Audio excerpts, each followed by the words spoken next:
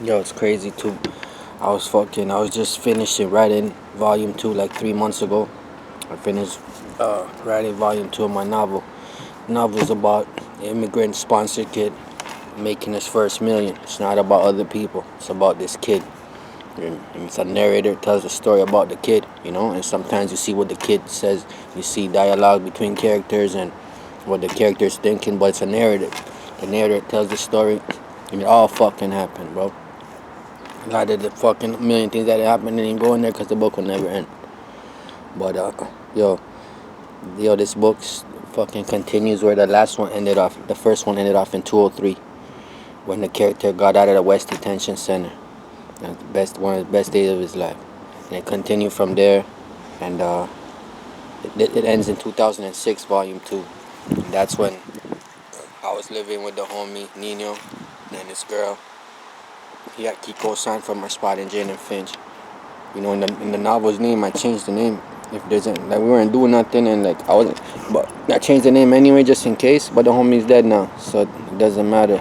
So in the book, the homie's name is Hector, but really it's Nino. That's who it was. But the book's not about him; it's about me. You know what I mean? I was coming home from work. Homie's living in the house. We're in the same house. Smoke a joint. That's how it happened. I'm not gonna change it. But yeah, it's crazy because the novel ends when I came home from work one day and the homie wasn't there. His girl saying he got arrested. This was 206, and yeah, man, it's crazy. Cause I seen him in a Range Rover. I was going to work and this you was picking him up in a Range Rover. That you got killed a couple of years ago too. The kid's name was Tiny. I didn't know the guy, but I seen him around the house a couple of times. I know his face and yeah, I don't know. But yeah, it's crazy though. And I got home back from work and homie was arrested. Both of them got grabbed by the police that night or something. I was on the night shift. And yeah, I seen the homie in jail. I visited him in jail like a couple of months later in 2007, months later, and yeah, I haven't seen him since, man. Yeah, it's crazy. And then I went, either way, yeah, it's crazy. I was just writing about that. It's crazy, bro. And then I just heard about this shit now. I haven't seen you in years. It's been like a decade and a half. Yeah, shit, over the years, I always see dead people that from jail or people I know that came to my house, like, some of them I didn't even like.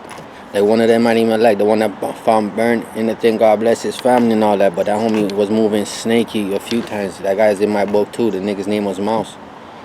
You know, like yo, fuck, bro. But it's one thing if it was your boy at one point. In that first novel I wrote, like he weren't boys in the beginning. That was somebody else's boy. But later on he let me stay at his house and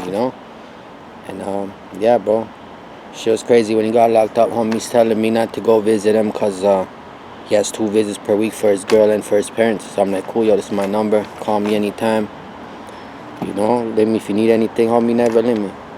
Then I heard he was upset with the homies because no one went to see him. I'm like, yo, the man specifically told me not to go see him. He has 2 visits for his family, and his girl, and the man never linked me. I never turned down no calls. I'm the only guy that answers the phone. So I heard that. I went to go see him. And just his girl was checking him out, and the man was mad, like, oh, why is he? I'm like, yo, I came to see you, bro. Like, you're mad about what are you mad about, bro? He told me not to come see you.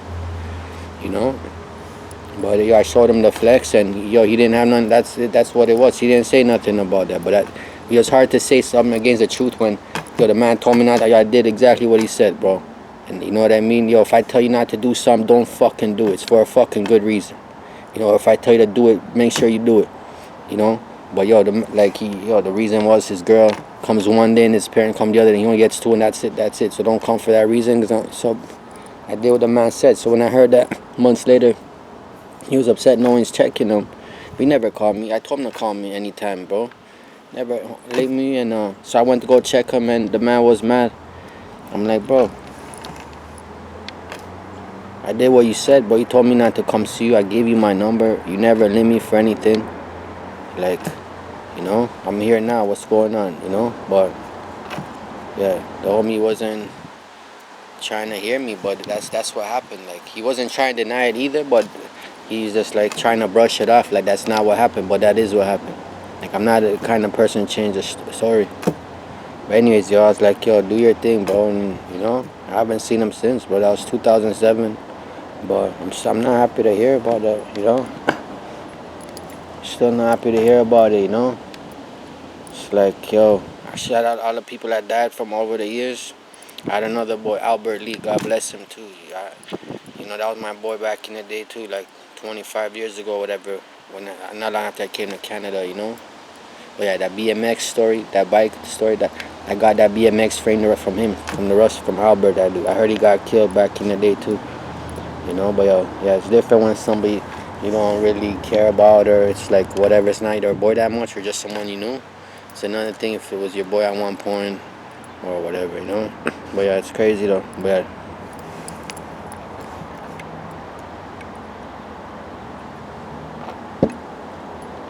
I'll buy some groceries, bro. All I got.